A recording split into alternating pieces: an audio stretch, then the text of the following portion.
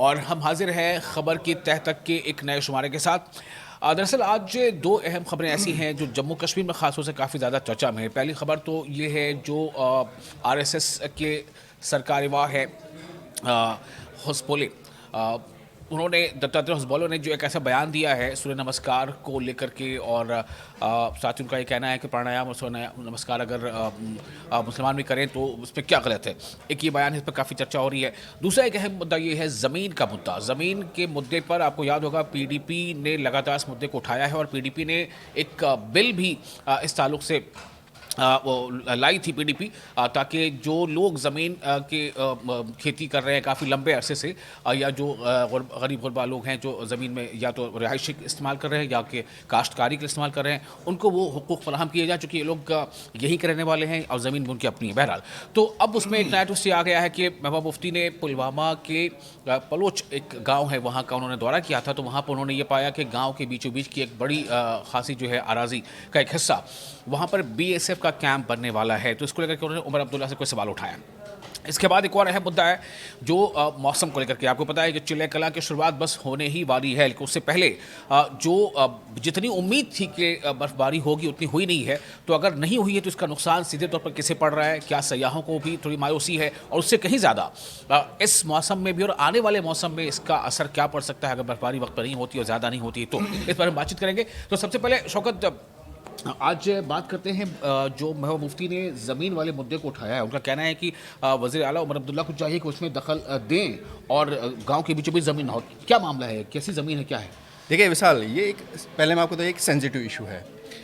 जहाँ तक security forces की बात है, उनको लैंड ज़रूरी है, उनके कैंप्स के लिए ज़रूरियात हैं, उनकी बाकी ज़रूरियात, उसके लिए लैंड देना है। दूसरी चीज़, कश्मीर में बहुत सारा तबका, खासकर साउथ कश्मीर में जो है बहुत सारे लोग, बहुत सारी पॉपुलेशन जो है ना फ्रूट इंडस्ट्री पे डिपेंड है। तो उनका कोई दूसरा ज़रिया नहीं है रोज़गार का। अभी वैसे भी जम्मू कश्मीर अभी टॉप पे आ गया है बेरोज़गारी में।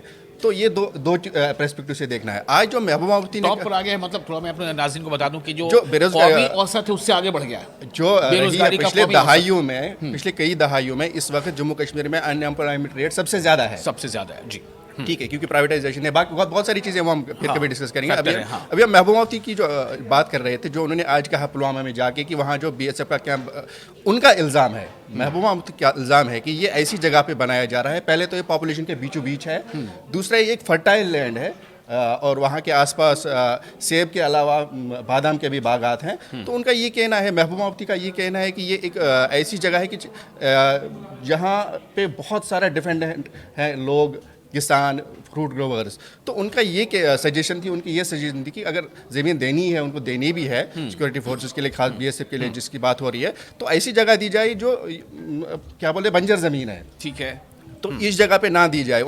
फिर उनने उसके कई सारे ये जो डिटेल्स में यही चीज़ें बताई कि वहाँ बेरोज़गारी है, और उन्होंने कहा कि जब सैलाब आता है तो ये लोग यहाँ बचने के लिए भी आते हैं। तो उस एतबार से भी तो ये सबसे अहम इसमें बात सामने आ रही है जो महबूबा मुफ्ती ने कहा है कि ये ज़मीन जो आप बीएसएफ को कैंप के लिए दे रहे हैं, ये ज़मीन ज़रखेज़ ज़मीन है। और ज़रखेज़ का मतलब है कि उपजाऊ ज़मीन है, फर्टाइल है। वहाँ पर अब बहुत सारे लोग हैं जिनकी रोज़ी रोटी का इन्हिसार है इस ज़मीन पर। वो इसमें कुछ ग्रो करते हैं, कुछ एप्पल्स या दूसरी भी तरह की जो फसलें हैं।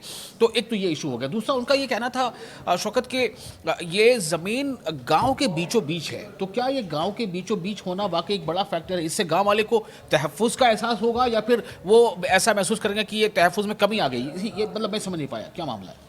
देखिए, दोनों चीज़ें हो सकती हैं, लेकिन अगर हम महबूबा मुफ्ती के बयान को समझने की कोशिश करेंगे, उन्होंने बीएसएफ कैंप से ज़्यादा जो वो है ओवरऑल जो एक इशू है लैंड का, उसको हाईलाइट किया। जब उन्होंने बिल की बात की, महबूबा मुफ्ती ने जो पीडीपी ने बिल लाए थे, वहीद बरा और उनके जो बाकी 3 एमएलए ने, अभी पिछले असेंबली सेशन में उन्होंने लैंड राइट्स बिल लाया था जिसको रिजेक्ट किया गया, जिसको एक्सेप्ट नहीं किया गया, जिसको एंटी बुलडोजर बिल भी कहा गया। हाँ, जिस पे इनका इल्ज़ाम है कि उमर अब्दुल्ला ने कहा कि ये जो है ज़मीन चोरों की बात करें, इसमें ज़मीन चोर। देखिए वहाँ पे उमर अब्दुल्ला ने ये कहा था या एनसी ने ये कहा था कि इससे जो लैंड ग्रैबर्स हैं उनको और तकवीत मिलेगी, तो ये ज़मीन चोरों को शेल्टर मिल जाएगा, उन्होंने ऐसा कहा था। तो मुझे लगता है महबूबा मुफ्ती ने, अगरचे ये एक इशू है, यहाँ पे इसको सॉल्व किया जाएगा और करना भी चाहिए सही ढंग से। तो मुझे लगता है इसकी आड़ में महबूबा मुफ्ती ने एक लार्जर इशू उठाया और एनसी को उस हवाले से टारगेट किया कि हमने तो पहले बात की थी कि यहाँ के लोगों की, यहाँ की ज़मीन के राइट्स होने चाहिए।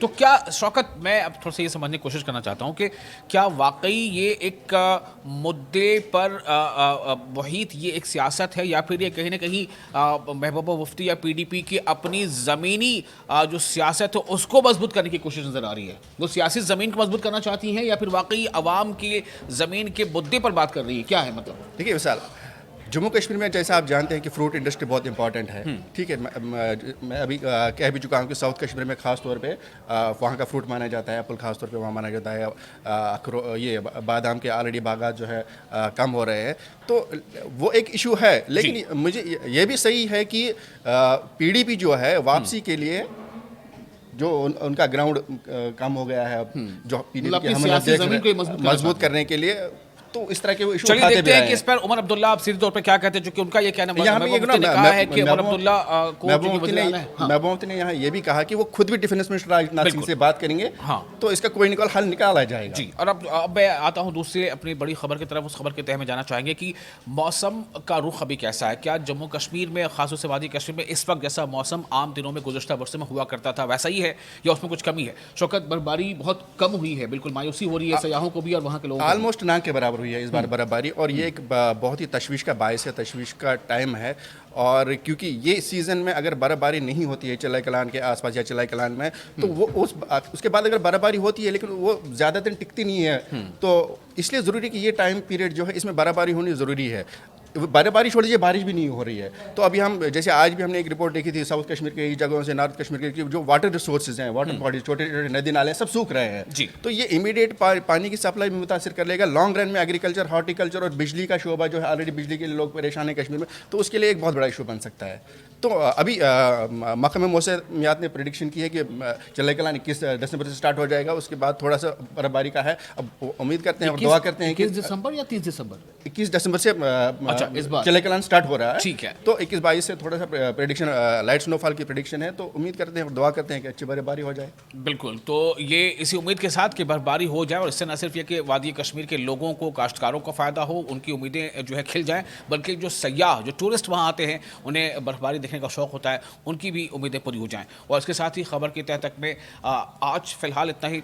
आप बने रहे न्यूज़ 18 के सोशल मीडिया प्लेटफॉर्म के साथ, और आपको ये बातचीत, ये शुमारा कैसा लगता है? आप अपने तासुरात कमेंट बॉक्स में हमें शेयर कर सकते हैं।